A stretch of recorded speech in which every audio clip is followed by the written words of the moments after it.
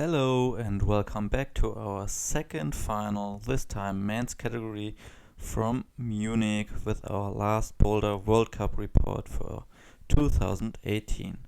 And after our semi-final, congratulations Jernej Kruder for winning the Boulder World Cup 2018. He was by far the most consistent competitor in this season, the only male making 6 finals. Tomoa Narasaki only reaching 4 out of 7 finals. 6 best results go into the ranking, and we can see Jernej is 42 points ahead of Tomoa Narasaki even after the semi-finals, because Tomoa did not make it into the finals. So we'll welcome to our finals Gregor Vezonik, Jernej Kruder, Jakob Schubert, Yoshiyuki Ogata, Yuji Fujiwaki and Mickael Mawem. So welcome to Munich and our last Boulder World Cup 2018 in a special season with 6 different World Cups so far and 6 different winners so far. Let's see what happens today. We start with boulder number 1, squadra holds in yellow, the press. A little bit of body positioning is really important. As mentioned before, squadra holds on voltomic volumes, the opener, and our first starter is Gregor Vezonik from Slovenia. Let's watch Gregor in his flash attempt of boulder number 1. He moves into the undercling, moves his left foot higher, and now he moves his hip to the left so he can match this undercling, moves his feet higher, pushes, pressing, pressing until he gets this undercling from underneath in a stable position, reaches higher to the zone in his first try, as mentioned before, still his flash go, and now gets his hip in a stable position, can cross over, go quick into the shoulder move, left foot higher to press yourself into the shoulder, other side pull, swap feet, and boom, there it is. Flash of boulder number 1, and he made it look really easy. Let me tell you that, because all the other competitors had lots of problems with move number 1.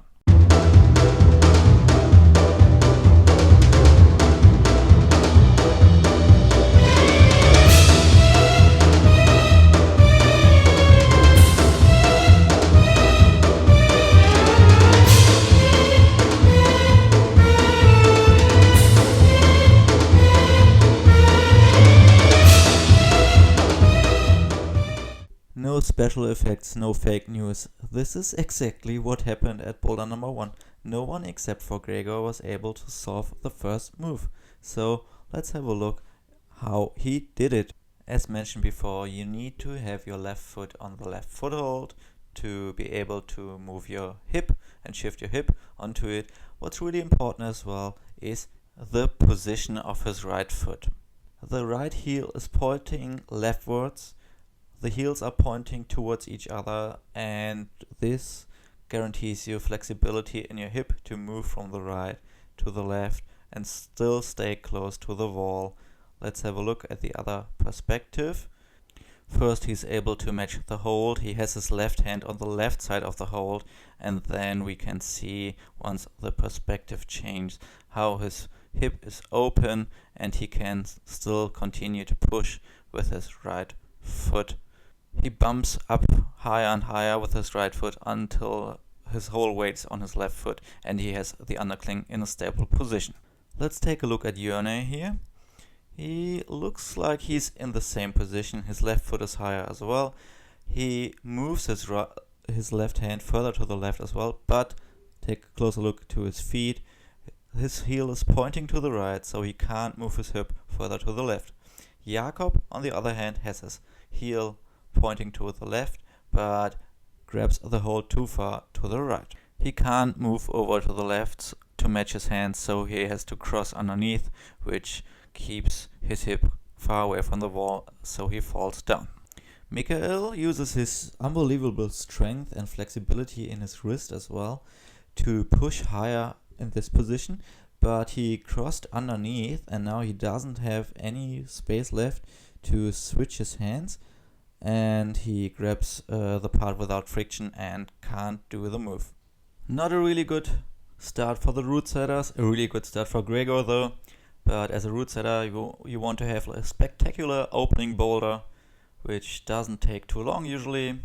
Not this case here in Munich, but let's see what happens in boulder 2, 3 and 4. Boulder number 2, entirely made out of Squadra volumes, fresh, designed and new for this Boulder World Cup in Munich. We will see them in Innsbruck as well, provided by Boulder's Kletterhahn service. And the red side has friction and the plywood side is slippery, doesn't have any friction or coating at all. Thank God I don't have to do these animations, but thank you for them. And we start again with Gregor Vezonik in boulder number 2. Boulder number 2 starts with a dynamic move to the left and killing the momentum with the toe hook on the right. And what we can see here really good is Gregor's improvement. His third try, he stands up slowly and falls over to the left, and in his fourth try he's able to catch the toe hook. He has to release the toe hook and kick on top of the volume to generate speed to go around the red into the volumes. And in his sixth try, which we can see right here, he even skips the toe hook and goes straight into this fluid parkour-like movement, which I love really much. But what we can see here now is his hip flexibility, which is not good enough to raise his left foot next to his hand and to finish the boulder. So he tries something really different, desperate, but can't do boulder number 2. A zone nevertheless, which could be important. Mickael, who's really good at tricky style or jumping as well, tries to jump because he has a lot of problems figuring out how to get the toe hook in. Later he tries to go a little bit lower with his right foot, gets a toe hook in, but his left hand is not in a stable position and he can't do it. Jakob Schubert, a lead climber, needs 7 tries to stick the toe hook and he jumps only out of the toe hook. 7th try he can't stick the volume jump. In his 8th jump he is able to stick the jump, and then we will see that he's way stronger on the volume and way more flexible than Gregor, and he gets his foot into the zone hold as well and finishes the boulder in his 8th try. There are 2 more slightly different ways to climb the boulder. Jernej on the left catches his toe hook higher, while Yoshiyuki Ogata jumps straight to the left hand hold and to the right volume. We have to say that he is by far the smallest, maybe lightest competitor, and we don't know whether this method is easier or harder. He needed by far the most tries to top the boulder, so it doesn't really matter. What matters is that this boulder is really, really awesome and really funky and did a really good separation as well. Gregor is still leading on first place because he has 2 zones and 1 top, but we can see how quickly things can change here when the boulders are set really hard and really diverse, which means that different competitors can climb different problems, but no one can apparently climb a lot of problems. Let's go to boulder number 3. The crimpy funky one. Risky start move again with a crimpy and powerful top set with red dual tex holes made from water. You can see really good which part is with a friction, with a coating, and which part is not, which doesn't have any friction. And at the top section we can see 2 artificial cracks. The left one is pretty small and thin, while the right one is getting bigger. This is the start move. Gregor did it already in his 2nd try. This is his 3rd try, and we can see him climbing quicker and faster to the harder top section, where you have to get this crack with your left hand. It's so thin, and then have to go higher with your right hand into the top crack. Mickael did the start a little bit different due to his height. I don't know whether the toe hook is necessary. I don't think so, because Gregor did it without it. But Mickael did it way better at the top, which we can see here. From the zone hold, you cross higher with your left hand into this crack, and we can see how hard he's crimping here. Right foot higher to launch for the top hold. He doesn't hit this slot really good. He hits it way better on his 3rd try. Getting the right foot a little bit higher to launch. Then you have to kill the momentum with your right foot on the foothold. but too much swing and he's off. That's a heartbreaker. It's a real heartbreaker.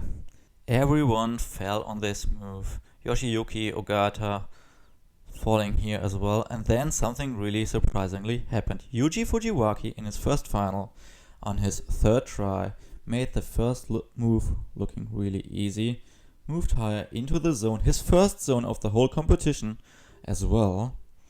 Really surprisingly, as mentioned before, he moves into the crack, gets his right foot higher and sticks the move.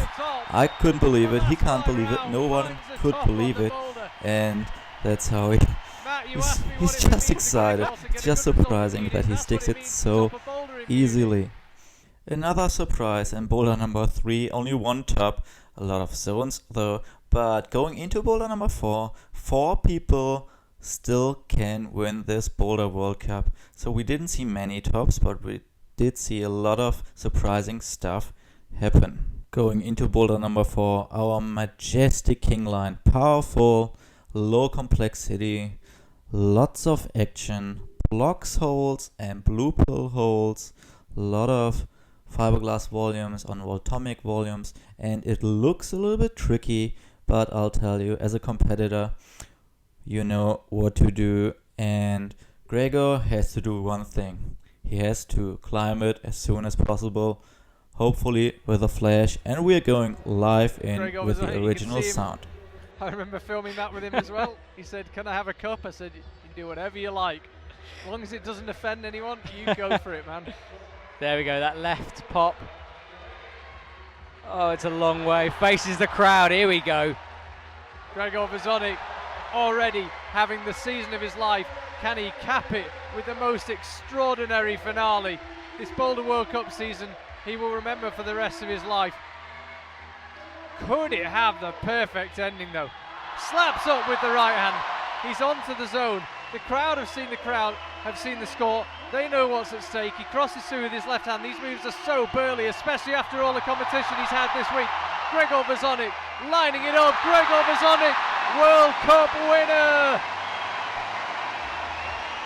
Can you believe it? Yes, I can believe it, and I congratulate Gregor Vezonik for his first Boulder World Cup win ever in Munich 2018. Really good show, really good achievement all over in the whole competition. But let's have a look at the boulder problem again. You bump up with your left hand, then you swing with your hip outwards into the undercling, jump into the zone, and as mentioned before, this is a lot of power, easy to read because you can't really mess it up, and it's a little bit forgiving as well because you want to have a lot of tops with the last boulder problem. The move to the zone looks hard, but everyone sticks it in the first try, then cross over with the left hand into the volume, undercling, burly, and then into the big top jug. I guess it's pretty hard, but it's easy to read and it's mainly physical, and those guys are strong. We know that, we have seen them climbing. They are incredible strong. The only thing I will show you right now is how to use your strength in different ways. To the left we see Jakob Schubert, to the right we see Jernej Kruder, Jakob the lead climber, Jernej a boulderer, and we can see while Jernej uses the campus method and uses the momentum and the swing he generates with his hip to go to the volume, Jakob matches the big hold and tries to swing over to the left. Jernej moves into the zone while Jakob decides to go for a toe hook, and now Jakob is on the volume to the left while Jernej is already with both hands on the zone and at the crossover. Jernej climbs quicker, a little bit more risky, and saves more power and energy with this, and he's already at the top. Jakob, on the other hand, always looks for a stable position as the lead climber that he is. He tries to find another heel hook here, and then he moves to the top. He's just a little bit slower. He has more power, maybe, but the quicker you are, the more power you save usually, and the more effective you climb. It doesn't really matter how good, how effective, how quick or how strong they climbed this boulder, because Gregor Vezonik was the only boulder to top 2 boulders and get the zone in all 4 of the boulder problems. And we can see again how important every progress, every improvement in a boulder can be. The margins to win a boulder competition are so small. It's not that Gregor ruled above all other competitors, that he is much stronger than the others. It's just maybe a better day, maybe less pressure, maybe Jernej wasn't under pressure anymore, maybe Tomoa would have won because all these boulders looked like really like Tomoa boulders, honestly. But it doesn't matter. The density at the men's field is so high. As mentioned before, 7 World Cups, 7 different winners. Only one climber made it to 6 finals out of 7 competitions. Only Jernej made it. Tomoa on 2nd place in the overall ranking made it only to 4 out of 7 finals, which means the density is too high to predict a winner. And like this, it's really hard for me to tell my favorite for the World Championship in Innsbruck right now, because the factors which decide a bouldering competition are just too many and too hard to guess. I'm really excited to see, and I can't wait to see the boulders at the Innsbruck at the World Championships. As mentioned before, it's really hard to predict something about the finalists or about the winner. My guess is that Jan or Tomoa or Jakob might decide the show, but Adam Ondra is starting as well, so it's so hard. My money is on Tomoa every time because he's small like I am and way more powerful, and I just love his style. I like the men category boulder here in Munich pretty much. I like it really well because the boulders looked really good, they climbed really good. We had a great separation, even though we had a lot of time where nothing happened. But on the other hand, just a slightly rotation of each hold and we would see maybe way more tops. So a lot of different skills were needed: power, risky, complex movements, and the ability to change your body position pretty quickly. And the conditions in the heat were not easy to deal with. So I hope you liked the competition as well. Thank you for watching and listening to me, and we will see each other again after Innsbruck. Bye bye, Nikki here. See ya.